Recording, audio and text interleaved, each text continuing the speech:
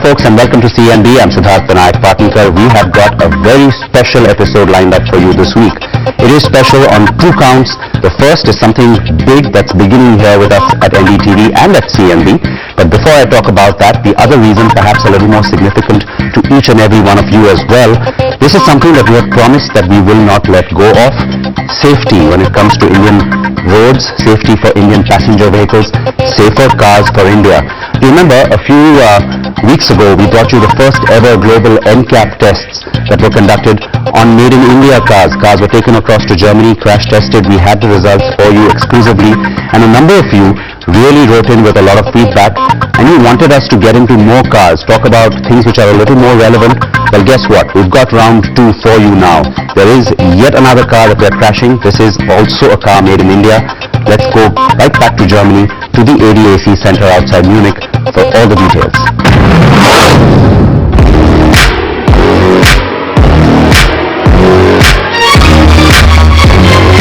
Yes, we're back at the ADAC Center in Leimsburg, about an hour outside Munich. We caused quite a storm when we were here last, and this time too we are hoping to further the cause of safer cars for India, and again this is exclusive to CNB.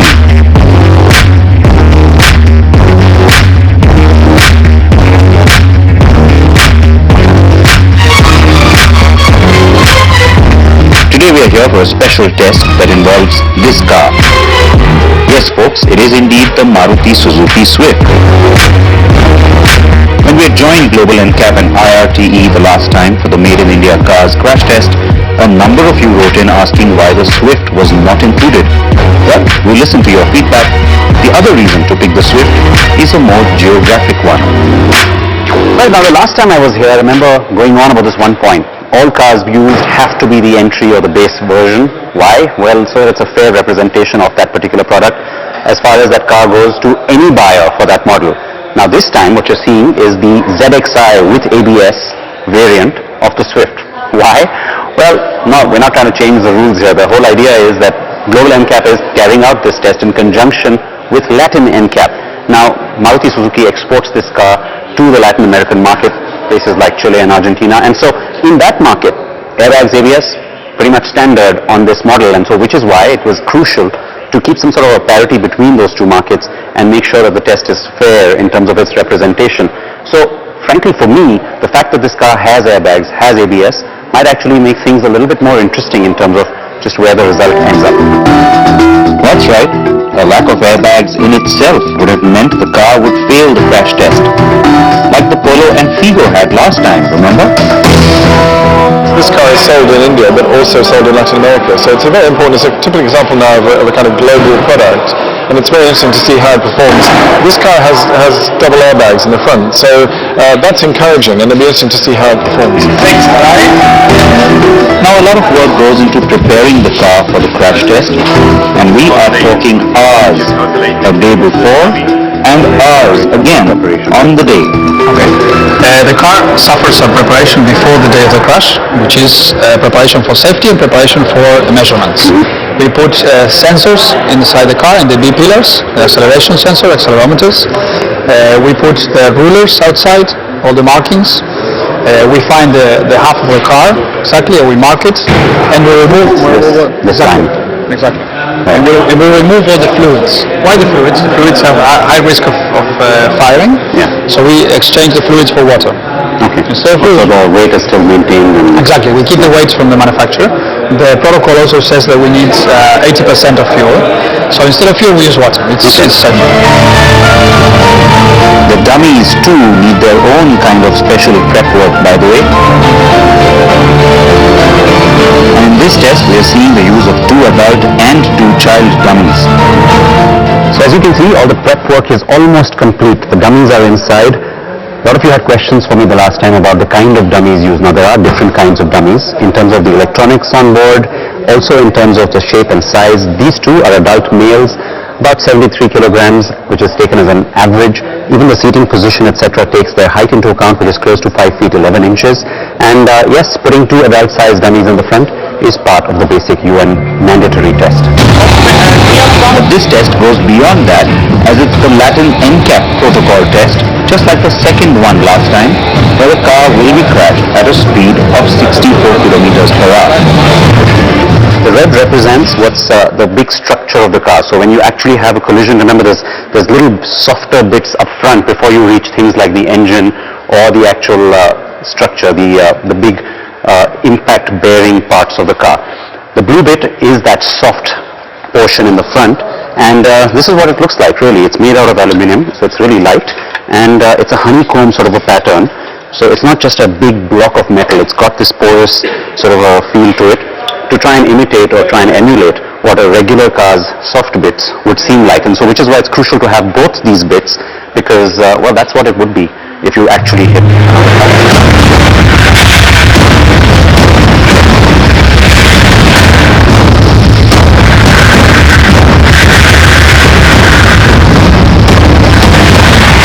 The team is almost done with its final checks. It's almost time for the fun to begin, as it were. But before that, the really fun part's going to happen now. As you can see back there, even the gentleman from Suzuki, who has been invited to be a part of this test, is also taking a look at everything, just to make sure that, you know, all of these things that are being done here is, you know, being done with precision and accuracy in mind. Now, the fun part. It's this little paint kit, finger paints that have been popped open. You might remember this from the last time if you remember our story. The crash test dummies actually get wet paint onto them so that you get a chance to really understand what body part touched what part of the car during the accident. And so color coding, of course, is what really helps. Take a look at it. It's just simple finger paints, as I said. And so this one's green. If you look at the chart there, you can see that it goes just below the kneecap when it comes to the leg. And on the face of the dummy, well, it's nice and bright. It goes right here. This part of the test is actually crucial since it tells you instantly what happens in the crash.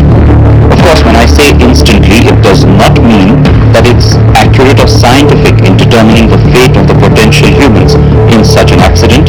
It's just the first impression. So while the guys finish the last bit of preparation on the car inside before we can see the actual crash test on the Swift, I thought I'd come out here and take a look at some of the cars from the last crash. Now you remember seeing this on the program with me. This is the Alto 800, or what's left of it anyway, and I'm inside the cabin. It's a bit of a miracle how I've been able to actually get inside, because the whole structure has pretty much collapsed here. A quick recap, if you can't remember or if you missed our last coverage on all of these tests, let's take a quick look and a run through on the 5 cars that were tested the last time we brought you our crash test special. 5 of India's most popular, best-selling and most exported cars, the Maruti Suzuki Alto 800, the smallest car in India, the Tata Nano,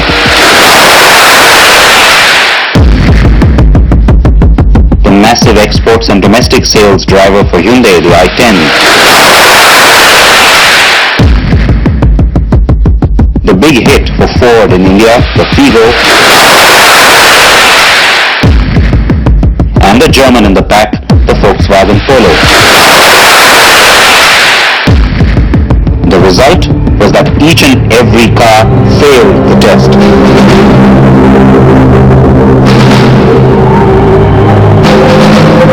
The lack of airbags as standard was in itself enough to fail them, but in some cases the structural rigidity was also called into question. Of all those reactions we got the last time, one of the criticisms, if you will, was about singling out certain manufacturers. This time, once again, we've got Maruti Suzuki that's sort of in the, you know, in the thick of things here. How do you react to that? Well, of course, Maruti is a major manufacturer and market leader, so it's almost inevitable their success means you want to choose them. Yeah. Of course, I mean, part of this is an issue of resources. We're interested to do more testing based on the very positive experience we had so far.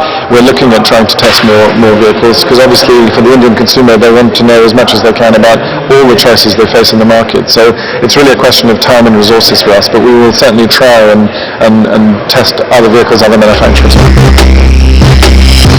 Okay, now that you know everything there is to know, let's get on with the agenda at hand, shall we?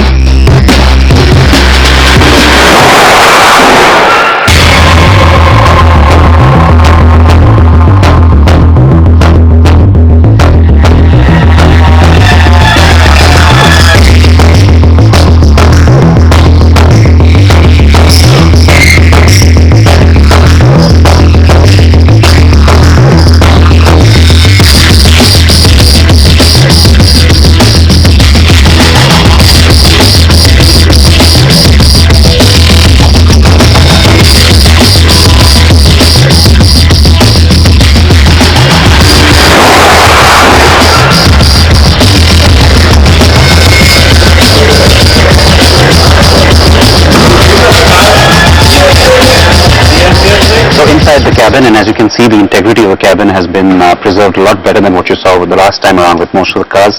The airbags deployed just fine, and well, there you go, there's the paint on it, so you know that the face was protected by the airbag. Down here things are a little bit different, because let me get my legs out of the way, and well, there you can see that's pretty much kind of impact on the knees and on the rest of the leg that you can see here. When it comes to the dummy that's been pulled out, that's pretty much where its feet were, and well, the guy who's behind me certainly is going to have some issues with his knees, but otherwise we're going to have to wait for the official data as it comes in. Remember, that's not something that we can present to you today, because all of that takes time. It takes some days before we can actually go through and analyze everything, and then of course we will be right back and show you just how the car performs. So today we're not passing judgment on the car, we're not telling you if it's passed or failed, but do remember that this is the ZXi version with the airbags, and already you can instantly see just what a difference the airbags have made to this car.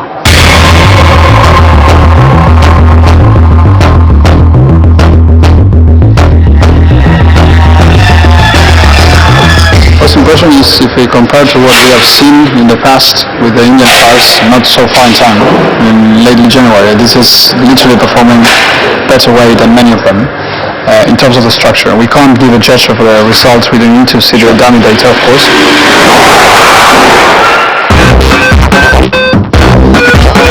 So at first glance, the car looks to have done quite well. But like I said, data crunching the numbers, analyzing the results and studying them takes some time. And so we promise to have the final outcome for you very soon, right here on CNB, exclusively of course.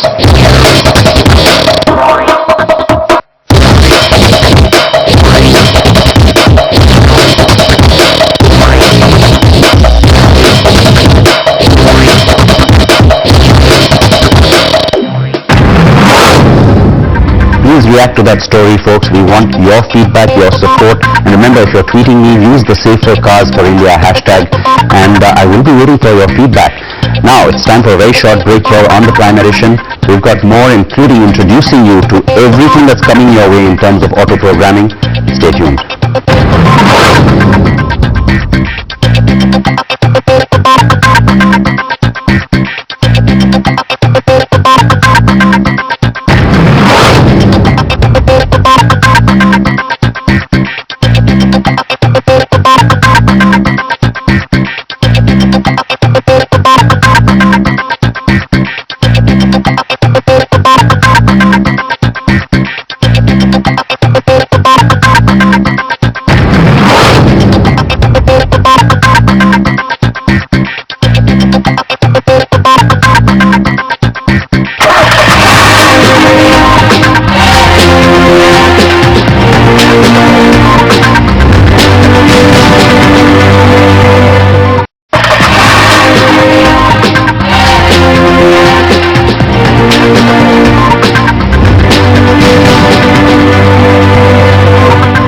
Right, folks, we need you to get behind this, because remember, if the consumer wants to change, the industry will change, and so all of you need to get behind this initiative. Please go ahead and send us your feedback, support us as well. If you're tweeting me, remember, use the Safer Cars for India hashtag, and I'd love to know your views on what you've just seen today. Remember, we will get you more details when it comes to the Swift in terms of the actual analysis of the result right here on the program in a few weeks' time. Now, on to the other big initiative, something new that's happening for all of us here at NDTV, at the network, something we're very proud of, and it also means a lot of excitement for you, the viewer, because we're going to get you a lot of content that matters to you. Here you go, folks, something that celebrates the 10 years of CNB. NDTV Prime is the new entity that will, of course, be a dual channel along with NDTV Profit. 8:30 p.m. every weeknight, you will have content that matters to you, because yes, it will be related to automobiles. The world of wheels begins with the CNB Prime Edition on Monday, and then you can see that there's a whole slew of programming coming for you every weeknight, something that appeals to the adventurer in you, something that talks to, of course, the product obsession that we all have, and then of course you've got a whole lot of other things, including discovering India's highway network. Lots and lots that is going to surely get you very excited. Here's a brief introduction.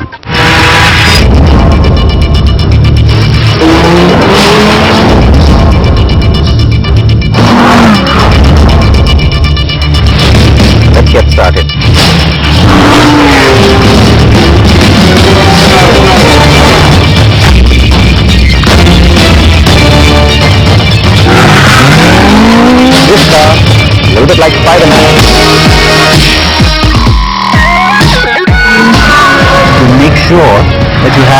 engine that also sounds fantastic.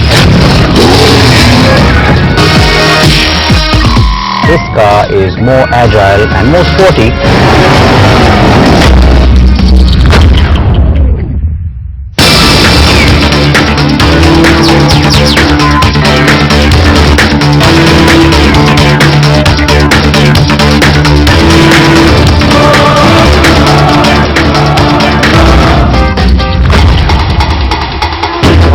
Has a lot of passion, will do anything to win. My dream and ambition has always been to become a world champion in Formula 1. The fans better prepare themselves because it's going to be crazy. You have to be spot on every single lap. Oh, he is in the man's upper! You're now a winner of the Indianapolis 500, my friend. Thank you guys, this is amazing. Amazing weekend. Woo! Yeah, baby, up. It's the biggest rush you can ever have.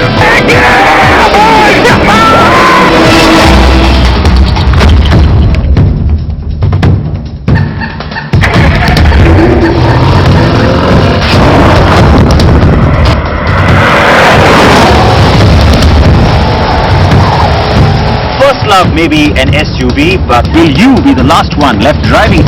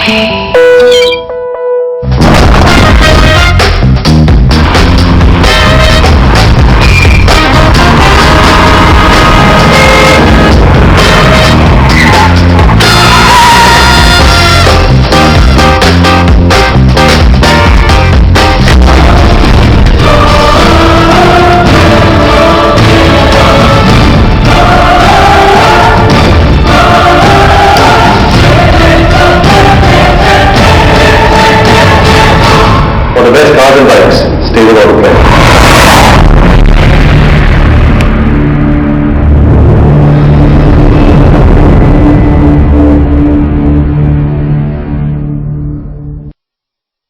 Now the little extra that we have for you on the Prime Edition is the question that so many of you ask me, which car should I buy?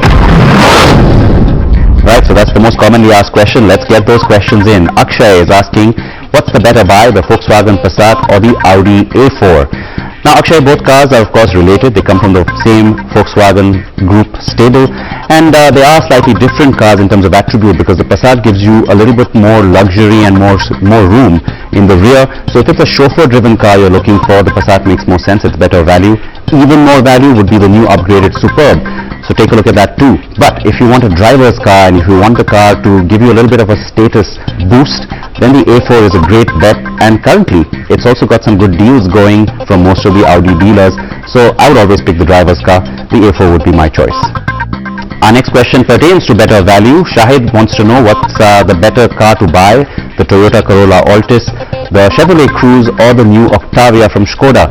Now better value for money certainly does come down to the Corolla, but I have to say, Shahid, that the new generation of the Corolla, remember, is expected to hit the market literally in a few weeks' time. So it doesn't really make sense to therefore invest your money in the current generation, which is the outgoing model. The Chevrolet Cruze remains a really good bet because it's high on efficiency. It's pretty sporty to drive as well, and so if you're looking for a dynamic car, that makes sense. The most superior product on technology is the Octavia, but it's a little bit pricey, and so which is why when you look at value for money, for now I'm going to go with the Cruze. Price isn't a consideration for Simran Narang, who's writing in wanting to know what's a better buy, the Santa Fe, the newly launched SUV from Hyundai, or the tried and tested Fortuner, which is the benchmark of its segment. Well, you know what, Simran, when it comes to basic no-nonsense buying, the Fortuner remains that SUV that you want to get with your eyes shut, and reliability is not an issue at all. But in terms of drivability, a little bit of a novelty factor perhaps, and in terms of a whole lot more features and a more comfortable cabin, the Santa Fe scores a lot higher. It is, though, priced a lot higher too. So if you're okay to spend that kind of money, the Santa Fe is the hot new SUV to buy. It does make sense then to go in for the new Hyundai. If you have any questions for me, go ahead and post them on our second screen on the NDTV app. You can also tweet with this hashtag, which car should I buy? I will look forward to that. Take most of your questions right here, and we'll also try and do some shootouts for you on this special segment right here on the Prime edition of CNB on NDTV Prime. With that, it is a wrap here on the program. We hope you've enjoyed this. Please keep your feedback coming and tell us what more you'd like to see, because remember, there's a slew of auto programming coming up every weeknight, 8:30 p.m. right here on this channel. Please wear your seatbelts. Bye-bye.